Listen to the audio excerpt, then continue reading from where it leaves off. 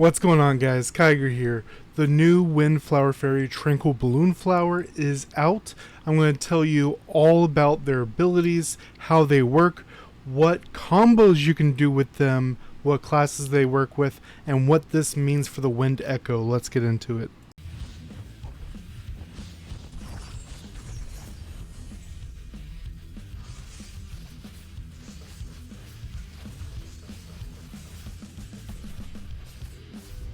Alright guys, when doing testing with this, I actually found a really fun combo. I'm going to show you what that is once we get to the training dummy, as well as your secondary option if you don't want to go with this option. So first, checking out their stats. So attack, block, break, tenacity, actually a really dope stats stat pool. Only thing you're missing here is crit, but it's actually fine that you're missing crit. Once we get to talking about the echoes, we'll notice that these four stats feel like they were decided based on the wind echo versus just stats in general. With fire, you want to go generally towards crit. Here, having that break is really good, and then also block tenacity is just nice to have. Now, starting with the abilities, basic has no additional effects. Important to check that. Passive is really powerful. So, takes effect when you swap to her, giving you a buff, which, as we see if we go back here to the main screen, you will see my name, CP, health bar, the wind echo, and then if we click it right there, that's the wind echo buff, but we have the passive skill to the right. Passive skill, ninjutsu, wind whispering leaves. That's what it'll show when it's ready. And then once you swap to her and trigger it and use a skill, it'll go on cooldown and it'll be grayed out. When it comes back green, you'll be ready to use that. Very important if you want to do certain combos. Now going back to her, the cooldown of your next class skill is minus 10 seconds. So if it has a 24-second cooldown, you swap to her, you cast it, it'll be 14 seconds instead of 24. This effect can only be triggered every 24 seconds. This is huge because it scales, as you see, down to 10 seconds.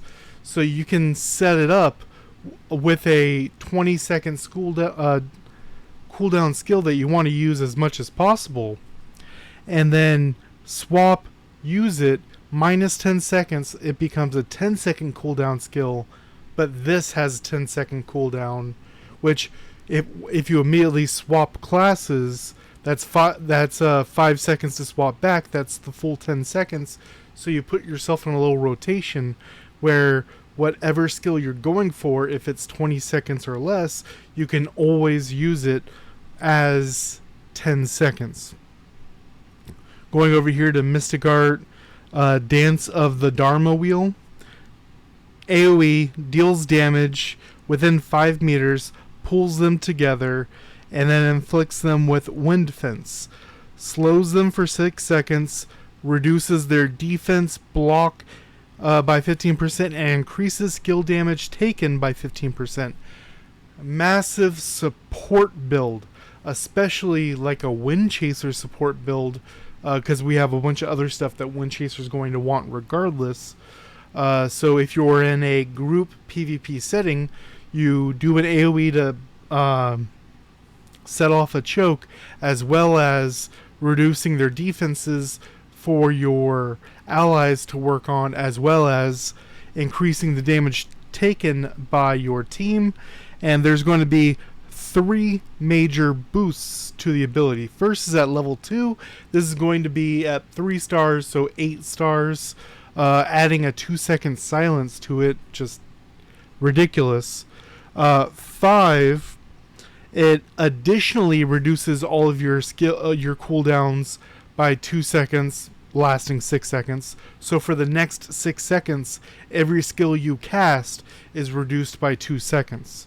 So if you had a 22-second cooldown, for example, you swap to her, you get the passive boost, you cast her, use the 22-second cooldown, it becomes 10 seconds, as an example. And then down here at 8, increases the damage taken by 15%, making it 30%.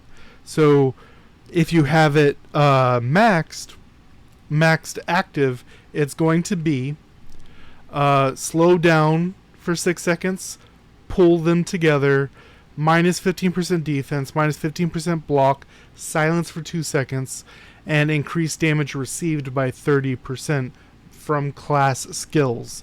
Very important. Now, the combo I want to tell you about is actually her and Camellia. Now, Camellia I've generally rated kind of low, just because the other wind fairies, you wanted their passives, and you still do, but what's interesting here is Camellia's active skill is a knockup, but what works here is it's the same AoE as Tranquil Balloon Flower, as well as the knockup is enough time for you to land the skill. So as an example, boom, knockup and then AoE. During the knockup, they can't move, and then they get caught in the AoE 2-second silence. Then they can try to get away. Then you do your class CC skills, preferably your burst type skills. Now this is a very powerful combo.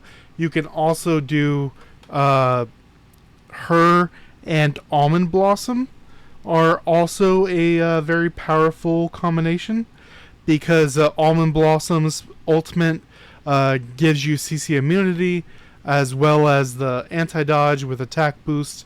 If they're under 50% HP, then it has an execute sort of percent, where it ignores 30% of their defense and block.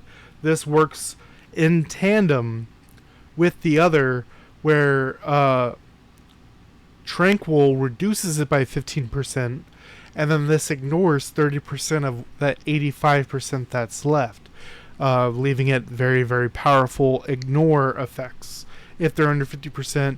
And this is also another silence, so very powerful. What I prefer is the 2-piece combo right there that I just showed you with her and Camellia, which this is your burst team for wind. And then if you swap immediately, the other team, your secondary team would be, let me see, wind, Eldawise, which will give you the crit immunity, and Almond Blossom, which will give you CC immunity, and debuff immunity, and if they do a debuff on you, you get a big damage increase. Even though both of their skills are sure damage, they both have defensive passives, which are important, especially for wind. We're also getting stats that we really obviously want. As you see, Almond Blossom gives the same stats that the other character does, just statted differently. Really good combination. Hydakinth kind of gets pushed out. He's one of the ones where if he had a passive, he probably would make it.